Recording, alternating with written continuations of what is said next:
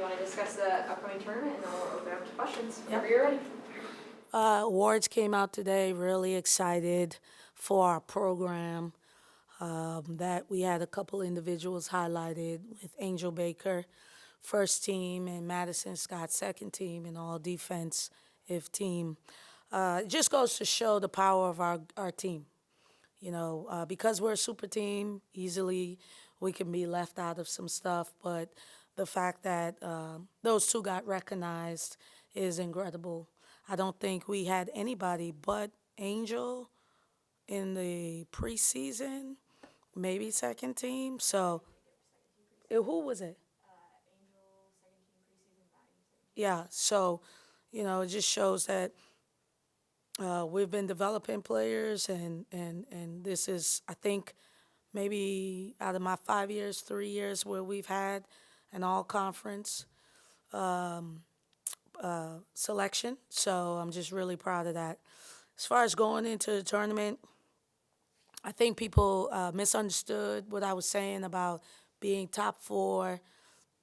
I didn't, when I said it didn't matter, I meant like the double bye situation. For me, it was more like we wanted to be top four to get 11 wins. We wanted to surpass last year's record. We wanted to finish 2-2 in the pod. That's what it was about. So, because, hey, had we finished fifth, then what? It's not the end of the world, and we play a day earlier. So I wasn't going to put that pressure on my team. But as far as our group, really glad for us to be able to do it back to back, and with Lou, in spite of losing not just a lottery pick, 4 out of the 5 starters, new staff, it just shows that this program, our foundation is very strong. Can you just talk just a little bit about the development and the growth of Angel Baker? Yeah, I mean, Angel, I would need my own separate time to talk about her growth and development, but what I can say is a lot of it has to do with her willingness to be vulnerable, meaning her willingness to be coached and to be pushed and to be challenged. And I think she stepped up to it. And I also think she has room to grow, which is encouraging for me and our staff. You kind of take from last year being in this position in the tournament, how that went. What do you kind of take or learn from a year ago? Well, I can tell you what, experience, you can't replace it, man. That was a lot of firsts last year. And I know we've had a lot of firsts, but we don't have a lot of firsts in our locker room. Like, we won't have a lot of first people going to the SEC tournament. We won't have a lot of first people going to the NCAA tournament. And I think that makes a difference because we ran up against a team in South Dakota that didn't have a lot of firsts. And you saw they were they almost made it to the Sweet 16, or maybe Elite 8, sorry. They made it to the Sweet 16. So, experience is something that we hold on to.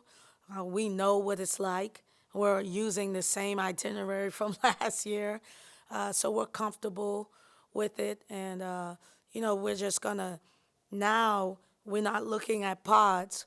We have to go one-game championships. We're going to try to win a championship every time we suit up. You mentioned earlier in the year how you structured the schedule, how you made it look kind of like a tournament. Now that you're here, how prepared do you think your players are with the possibility of going back-to-back games? I think we're incredibly prepared. We're going to rest. We're going to manage their bodies. Today we'll probably go 45 minutes hard, and then they'll lift. And tomorrow we'll meet before we get on the plane and kind of talk about what our focus needs to be going into the SEC tournament and what the expectation and the goal is. And one thing I've enjoyed about this team is being able to say, hey, here's our situation, here's our plan of attack, and we have followed it. And sometimes we've even superseded it, like those pods when we've gone 4-0 and 3-1. And so, I feel great about where we're at from a physical standpoint, but also a mental standpoint. Talk so much about how this program is built on defense, and I know that's something that you brought here I'm curious how you kind of decided that that was the way that you wanted to build your programs. Yeah. Like, what started that? That's a great question. I just think defense has a lot to do with character. You know, I mean, you could take a 2-year-old kid and lift them up to the basket, and if they make it, everyone celebrates, right? It's just a happy feeling that you have when you see the ball go into the basket. But defense, there's no gratification but getting a stop. Defense takes hard. Defense takes togetherness and toughness and grit. And it's not the most popular and fun thing to do. Well, that's usually when you build your character. Easy is easy, but defense is hard. And I'm not saying scoring is not hard, but that stop in the way we got it, like that was a very tough thing for Snutter to do. Not to foul, not to jump early, and to be disciplined. And so in life, coaching is my ministry. I want my players to have character. And I want my players to be resilient. And I want my players to not be afraid of tough and embrace toughness. And so that is what we defend really stands for and what we're about. Yes, we like to score. Yes, we like to rebound, run, and share the ball. But we defend is at the basis of it. And that's why you've seen us be able to come down from 19 and get back in the game without hitting a bunch of threes. You've seen us go down and play at senior night versus a very good Alabama experienced team and win. It's because of the character that we've built throughout the season. You said Sunday that you told your players like to trust me.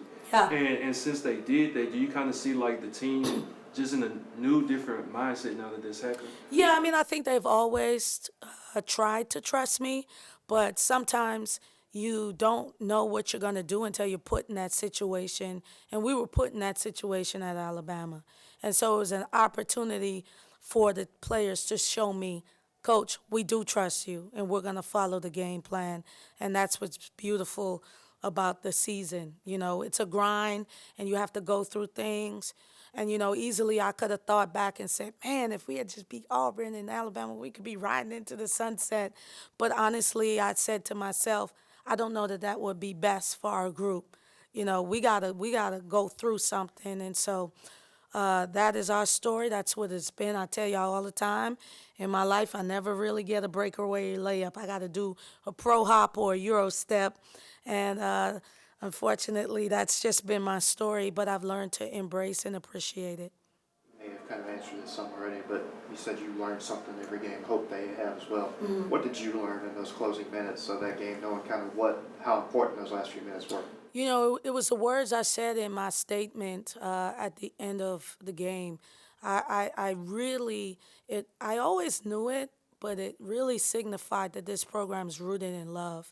My team and my staff, we really have a genuine love for each other. And I know you hear it, coaches all the time, we're a family. But we know that that's always not true because it hadn't always been true here, if I'm being transparent. But this program, Team 48, is rooted in love. And they played the way they played because of the love they have for each other and for me and the program. And so that was like confirmation after that game. Any other questions for Coach? Thank you.